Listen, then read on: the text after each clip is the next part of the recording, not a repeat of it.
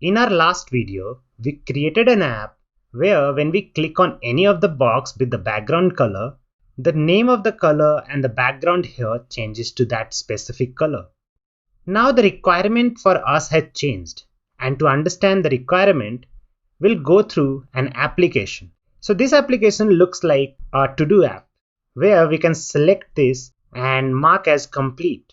But there is also a special feature here.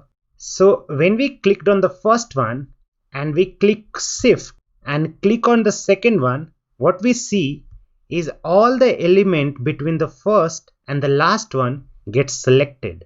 So let's do it again. So this is the first one. I'm not selecting this one.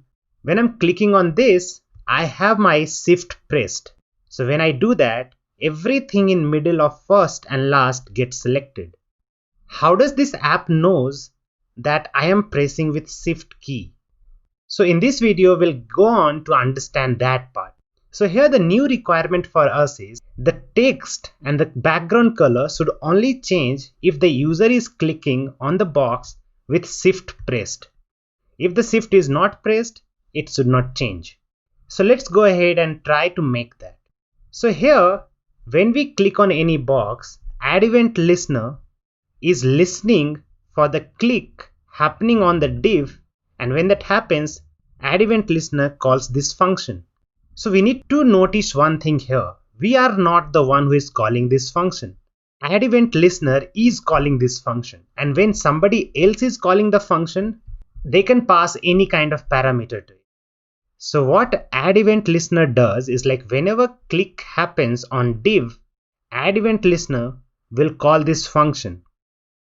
When add event listener calls this function, they give this function access to a special object, and that object in our terms are called event object.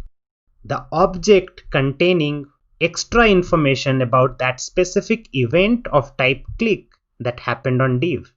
So here, to see that object, we need to accept that as a parameter. So we'll go ahead and name it event. You can call it whatever you want, but right now I'm just calling it event. And we'll go ahead and say console.log event. And now if we refresh this page and click on any of the box, we can see an event object. So this is our object. This object contains a lot of information. You can see alt key is false, bubbles true. And you'll see a lot of information here. Control key false. Similarly, we are looking for shift key. Let's look for our shift key. So here we can see, so last time when we clicked on the box, the shift key was not pressed. Now let's do it again, but this time I'm keeping my shift key pressed and clicking on the box. So what happens now? A new event object, we got it again. We are looking for shift. Here we can see the shift key is true. So now in this way we are getting some extra information. We are changing the inner text and background color here. What if we just put it into a if condition and say do this only when shift key is pressed? So what I'll need for that is this event object. So this function needs access to this event object. The only way to pass this event object from here to this function is through this function. So we can pass that as a second parameter to handle click function. And here we need to accept it. So I'm just going to call it E. The reason for that, so you don't get confused of event and this E. And here we know event is an object that contains a lot of properties. And to condition it, I'll go ahead and say E.shift_key is equal to true. Only in the case when shift key is pressed, you should be updating these properties.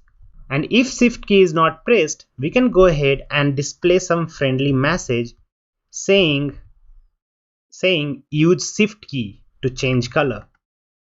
Now if we refresh this page, we can see what it is saying is use shift key to change color. And now this time if we have shift key pressed, we can see it is changing. We can also look at some of the other information that event object gives us. Something like client X, client Y, screen X, screen Y, shift key, and a lot of other information. So event object gives us access to extra information when that event happened. So we'll go ahead and explore other properties of event object in upcoming videos. But for now, we can condition these things based on whether specific keys like shift, control is clicked or not.